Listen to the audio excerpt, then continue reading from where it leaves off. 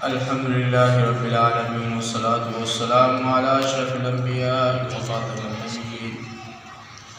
وعلى آله وأصحابه أجمعين. أما بعد فأعوذ بالله من الشيطان الرجيم. بسم الله الرحمن الرحيم. إن الذين يكفرون بآيات الله ويقتلون النبيين بغير حق ويقتلون الذين يأمرون بالقسط من الناس فبشرهم بعذاب أليم. أولئك الذين حبطت أعمالهم في الدنيا والآخرة وما لهم من ناصرين. صدق الله مولانا العظيم. سورۃ آل عمران آیت نمبر 21 سے 30 تک. پچھلی آیات کے اندر اللہ تبارک و تعالیٰ نے یہودی اور نصارہ کا ذکر فرمایا تھا کہ اللہ کے حبیب صلی اللہ علیہ وسلم جو شریعت اور اسلام لائے تھے ان کو نہ مانتے تھے اور اپنی طرف سے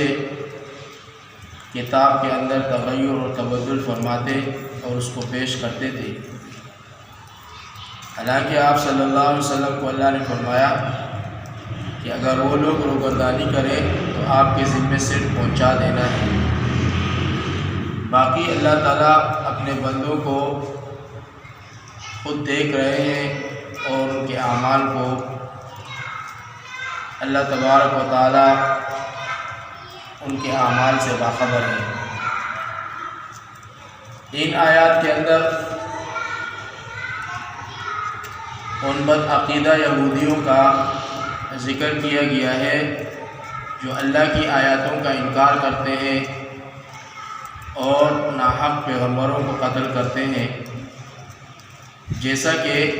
آپ صلی اللہ علیہ وسلم نے ارشاد فرمایا. تفسیر روح المعانی میں ابن ابی حاتم رضی اللہ تعالیٰ سے اس آیت کی تفسیر میں آپ صلی اللہ علیہ وسلم نے فرمایا کہ بنی اسرائیل نے 43 نبیوں کو ایک وقت میں قتل کیا. ان کی نصیحت کے لیے 170 بزرگ کھڑے ہوئے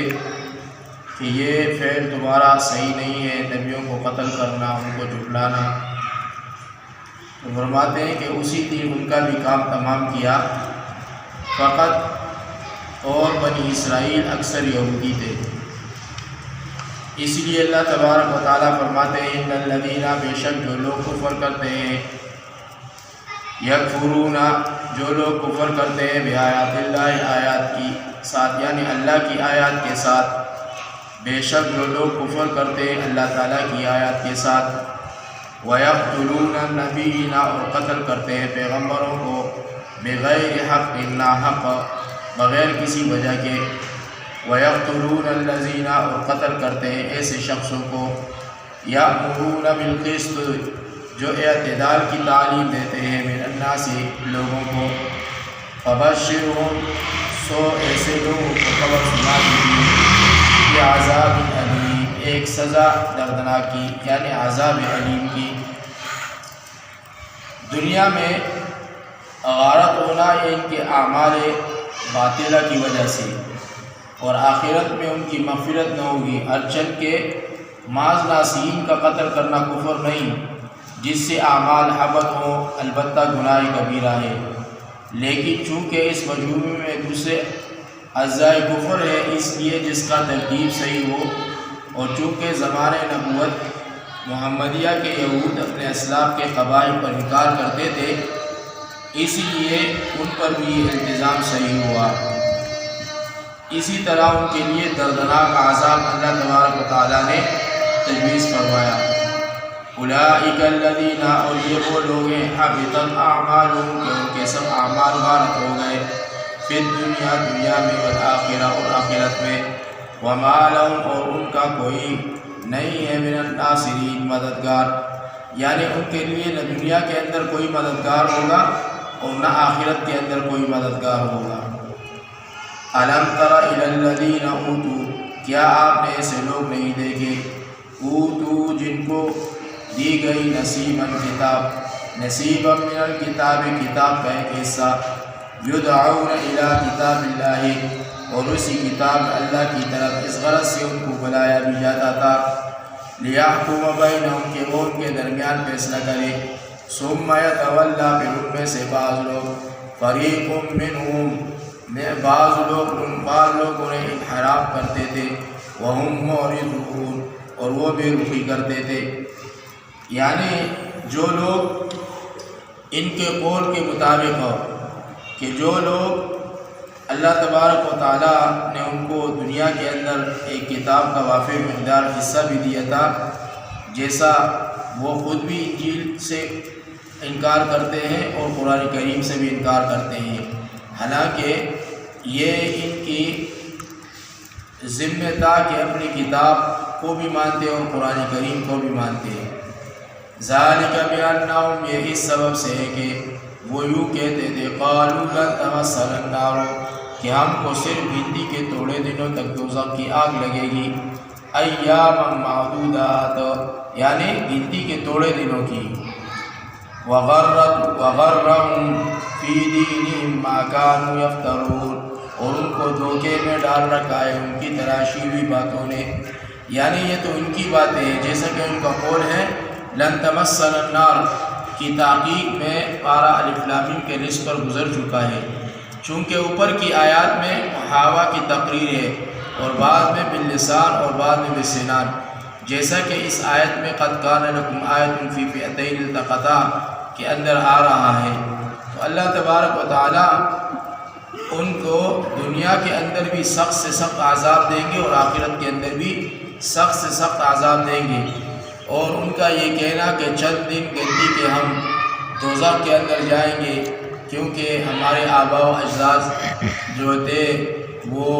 بزرگ تھے اور ہمارے آباء و اجداد کے اندر پیغمبر آئے تو ان کی وجہ سے ہم پر نار جہنم جو ہے وہ ہلکا کر دیا جائے گا، حالانکہ یہ ان کا عقیدہ تھا۔ اللہ تبارک و تعالیٰ نے فرمایا کہ وہ دنیا کے اندر بھی سخت عذاب کے اندر مبتلا کیے جائیں گے اور آخرت میں بھی ان کو سخت سے سخت عذاب دیا جائے گا۔ فَكَيْفَ إِذَا جَمَعْنَاهُمْ سو ان کا کیا حال ہوگا جب کہ جمعناہم ان کو جمع کیا جائے گا، یوم لا ریب فیہ اس دن جس میں کچھ شبہ بھی نہیں، ووفیت اور پورا پورا بدلہ مل جائے گا، کل نفس ما کسبت ہر شخص کو جو اس نے کیا تھا، وہم لا یظلمون اور ان شخصوں پر ظلم نہیں کیا جائے گا، یعنی جنہوں نے دنیا کے اندر اللہ تبارک و تعالیٰ کے احکامات پر اور اس کے نبی کے طریقوں پر زندگی نہیں گزاری اور اللہ کے آیات کو جھٹلایا، تو قیامت والے دن ان کو جمع کیا جائے گا اور ان کے کیے کی سزا اور ان کے کیے کی اعمال جو ہے ان کو حرفاً بحرف ان کو دیے جائیں گے اور ان پر کچھ بھی ظلم نہیں ہوگا۔ اسی طرح اللہ تبارک و تعالیٰ فرماتے ہیں قل اللہم مالک الملک آپ یوں کہیں کہ اللہ مالک تمام ملک کا، تؤتی الملک آپ ملک جس کو چاہے دیتے، من تشاء یعنی جس کو آپ دینا چاہیں ملک میں سے حصہ آپ دے سکتے ہیں، وتنزع الملک اور جسے چاہے ملک لے لیتے ہیں، ممن تشاء یعنی آپ جس سے ملک لینا چاہیں تو لے سکتے ہیں، وتعز من تشاء اور جس کو آپ چاہیں غالب کر دے یعنی عزت دے دے، وتذل من تشاء اور جس کو آپ چاہیں پس کر دے یعنی ذلیل کر دے، بیدک الخیر آپ کے اختیار میں ہے سب بلائی، انک بلا شبہ آپ علی کل شیء قدیر آپ ہر چیز پر پوری قدرت رکھنے والے ہیں، یعنی ہر طرح کی قدرت ہے، سو ضعفاء کو قوت اور سلطنت دینا کیا مشکل ہے۔ اس دعا میں ایک قسم کا استدلال ہے کہ اس کے امکان پر اور دفع استعمال کفار کا،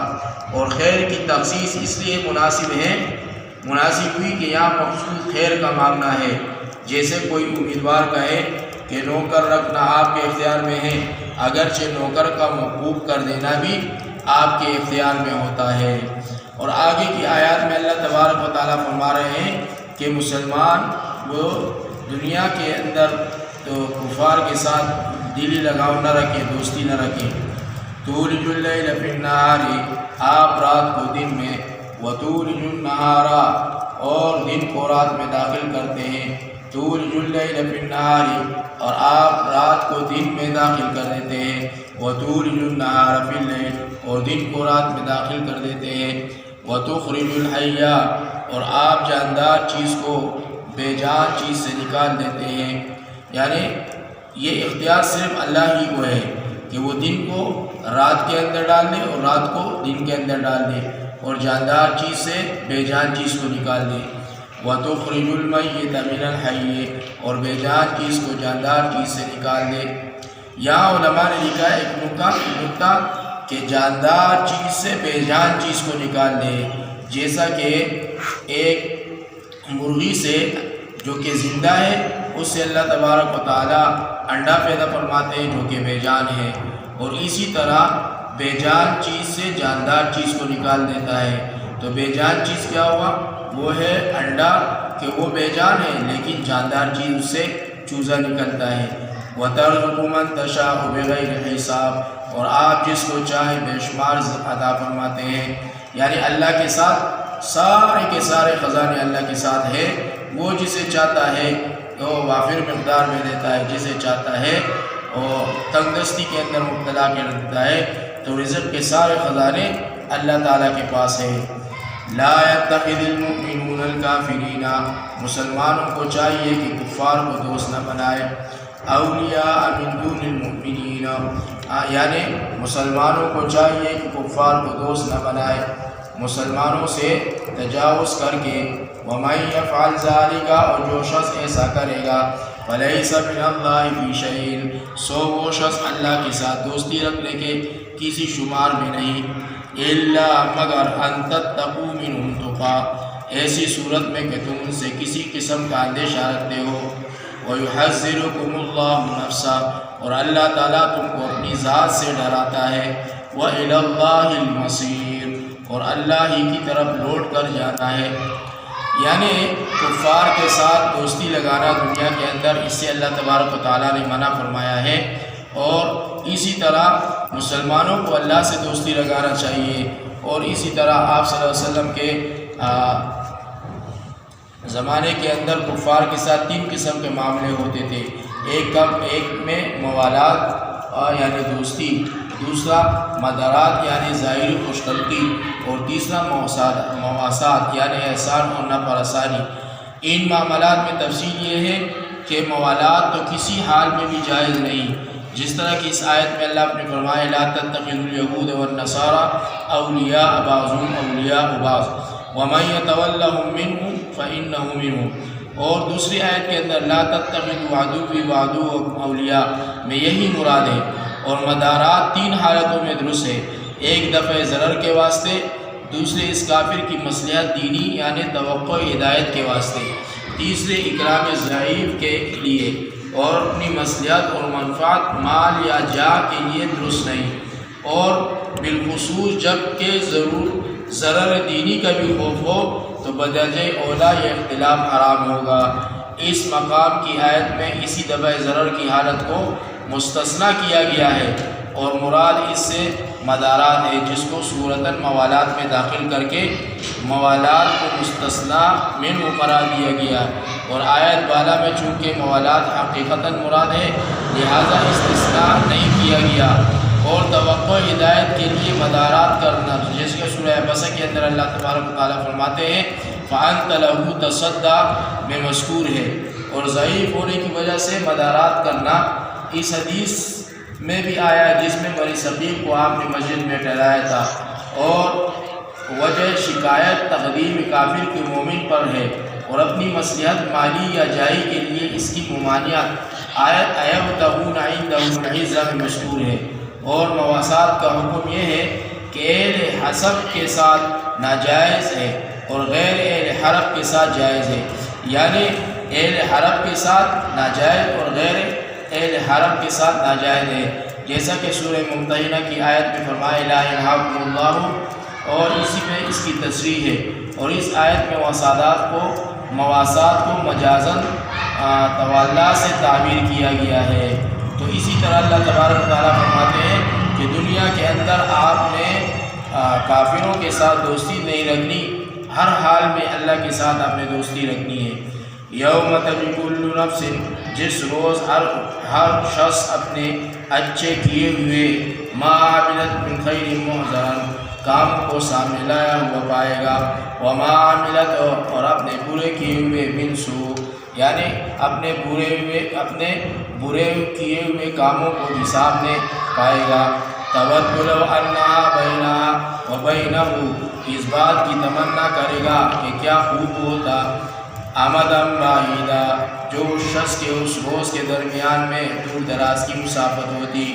وَيُحَذِّرُكُمُ اللَّهُ نَفْسَهُ، اور اللہ تعالیٰ تم کو اپنی ذات سے ڈراتے ہیں۔ وَاللَّهُ رَءُوفٌ بِالْعِبَادِ،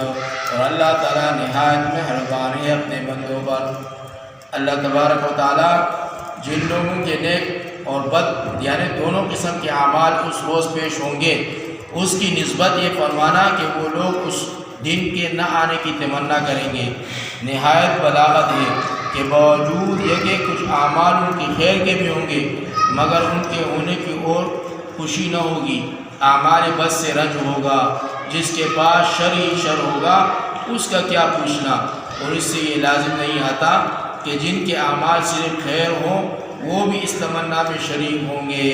اور ربط ان آیات کا اوپر کی آیتوں میں توحید کا وجوب اور کفر کی مذمت مذکور تھی، آگے اعتقاد برسالت و اتباع رسول کا وجوب فرماتے ہیں تاکہ معلوم ہو جائے کہ جس طرح انکار توحید کفر ہے تو اسی طرح انکار رسالت بھی کفر ہے۔ اور کل قیامت والے دن سب کے کیے ہوئے اعمال ان کے سامنے لائے جائیں گے، اور اسی طرح اللہ تبارک و تعالیٰ اپنی ذات سے ڈراتے ہیں دنیا کے اندر کہ کوئی انسان نافرمانی نہ کرے اور اپنے اعمال کو ٹھیک کر لے، اور اللہ تعالیٰ بہت ہی مہربان ہے اپنے بندوں پر۔ اللہ تبارک و تعالیٰ مجھے بھی اور آپ کو بھی عمل کی توفیق عطا فرمائے۔ السلام علیکم ورحمۃ اللہ وبرکاتہ۔